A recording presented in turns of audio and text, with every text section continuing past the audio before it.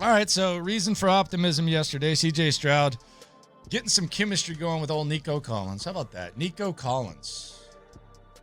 Live and well. He seems like kind of one of those camp heroes at this point. I'm not going to call him Pharaoh Brown. Like Jalen Camp? Yeah, and Nico was playing well before he got hurt last year. So a lot of it has to do with health. He's shown some good things. I don't know if great things are in store for him. It would be the best thing that could happen to the Texans if he ended up just looking great and phenomenal.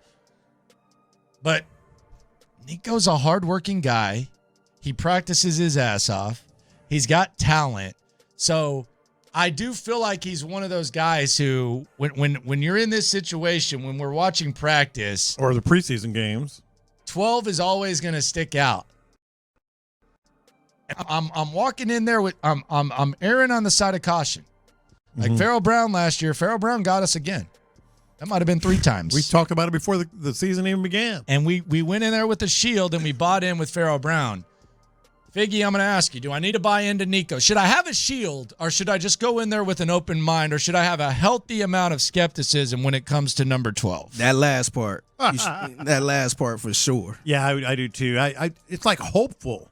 Like some of these guys you just pull for because, he had was it a senior season or junior season, kind of injury plagued or last season or previous season anyway in college. And then he's had the same things happening here. And you just kind of pull for him, but I am not going to put I'm not buying any stock. It would be awesome to have him, as you said, number 2 or number 3.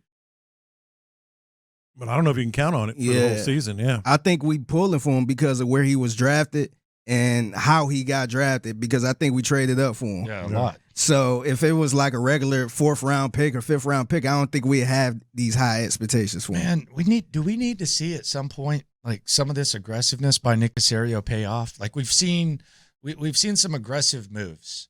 The Nico Collins move was aggressive. Like if you look you want to talk about having the nerds going nuts? My man had the nerds going nuts. The draft chart nerds when he traded up for Nico Collins. I didn't think much of it, but he had them going nuts. The aggressive trade back with Kenyon Green. Yeah. Crazy. You're drafting a guard. Those positional value folks. He's got that Steven Nelson confidence. Pretty upset. He's ambitious. Then you had the trade up for Will Anderson and you have the trade up for Juice Scruggs. This is the year where we need to see some of this aggressiveness by Nick Caserio. This draft day aggressiveness. We need to see it start paying off. Because when you're aggressive, that's when you're really, really, really committed to what you believe. It's a statement. We've got to see some of this like pay off. Some of this aggressiveness. We've got to see it pay off. You trade up to get Juice Scruggs. That's a statement. We think he's our guy. We think he fits. We think he's going to play very, very soon. And you're right. That does need to pay off because, some of these others are already at least in question. I think even in some of these other, like the extension for Shaq Mason. Yeah, you extended a guy who's never been aggressive. In the system. Yeah, it was a conservative. It was a very like whatever trade, and then you got aggressive. You never seen him in this system, and you paid him like, we don't have to worry about right guard. Yeah, we're good at right. Well, you might worry about it, but he's going to be paid. He's going to be there. We're really good at right guard. Yeah, is what they're telling you. So some of this aggressiveness, it needs to pay off. For old Nick Caserio, the Nico Collins thing would be great. It's good to see C.J. Stroud getting something going out there. We'll hear